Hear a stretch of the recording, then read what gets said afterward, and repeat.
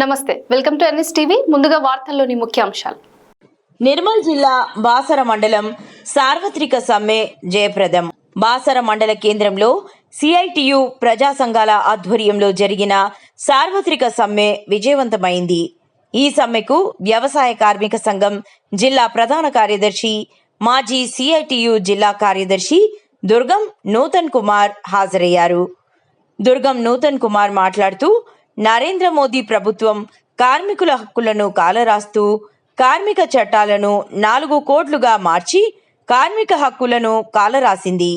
రైతులకు ఇచ్చిన హామీలను అమలు చేయకుండా కాలయాపన చేస్తోందని అన్నారు.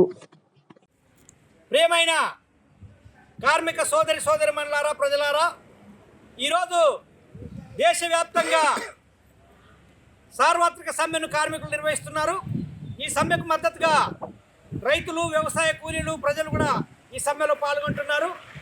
ఈరోజు బాసరలో సమ్మె శిబిరంలో హాజరైనటువంటి అంగన్వాడీ, ఆశా కార్మికులకు, గ్రామ పంచాయతీ వర్కర్స్కు, త్రిపుర ఐటీ వర్కర్స్కు, తదితర కార్మికులందరికీ సిఐటియు తరఫున, ప్రజా సంఘాల తరఫున, వ్యవసాయ కార్మిక సంఘం తరఫున నమస్కారం తెలియజేస్తున్నాం.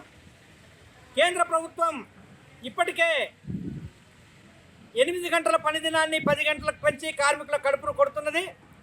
కార్మికులకు కనీస వేతనాలు ఇవ్వకుండా 9,000, 10,000, 13,000, 14,000 ఆ పద్ధతిలో తక్కువ వేతనాలు ఇచ్చి కార్మికులతో ఒక రకంగా వెట్టి చాకరీ చేయించడాన్ని ప్రజా సంఘాలుగా, సిఐటియుగా మేము తీవ్రంగా వ్యతిరేకిస్తున్నాం.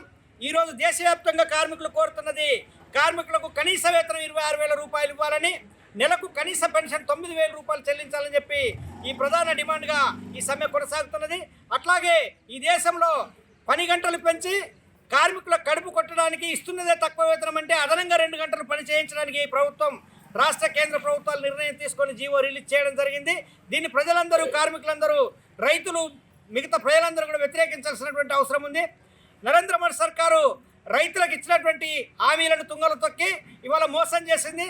ఏదైతే వాళ్ళు 13 నెలలుగా ఢిల్లీ కేంద్రంలో పెద్ద ఎత్తున పోరాటాలు చేశారు, రైతులకు వ్యతిరేకంగా తీసుకొచ్చినటువంటి నల్ల చట్టాలకు వ్యతిరేకంగా, మరి ఆ రోజు 2 చేతులు జోడించి ప్రజలకు క్షమాపణ చెప్పినటువంటి నరేంద్ర మోడీ ప్రధానమంత్రి గారు ఇవాళ ఇచ్చినటువంటి హామీలను అమలు చేయకుండా కాలం గడుపుతూ ముందుకు పోతున్నది. ఈ ప్రజా వ్యతిరేక చర్యల్ని ప్రజలందరూ వ్యతిరేకించాల్సినటువంటి అవసరం ఉంది. ఈరోజు దేశవ్యాప్తంగా జరుగుతున్నటువంటి సమ్మెను ప్రజలందరూ బలపరుస్తున్నారు. ఈ ప్రభుత్వం తిరిగి ఆలోచించాలా? కార్మికులకు తక్కువ వేతనాలు ఇచ్చి పని చేయించుకోవడం సిగ్గుమాలిన చర్య. స్వాతంత్రం వచ్చి ఇప్పటికే 70-80 సంవత్సరాలు గడుస్తున్న ఈ ప్రభుత్వం ఇదే పాత పద్ధతిని కొనసాగిస్తూ ఒక రకంగా వెట్టి చాకరీ చేస్తున్నటువంటి దాన్ని ప్రజలందరూ తీవ్రంగా వ్యతిరేకించాల్సినటువంటి అవసరం ఉందని చెప్పి వెంటనే కార్మికులకు కనీస వేతనం 26,000 రూపాయలు ఇవ్వాలా, సమాన పనికి సమాన వేతనం ఇవ్వాలని చెప్పి మేము డిమాండ్ చేస్తున్నాం.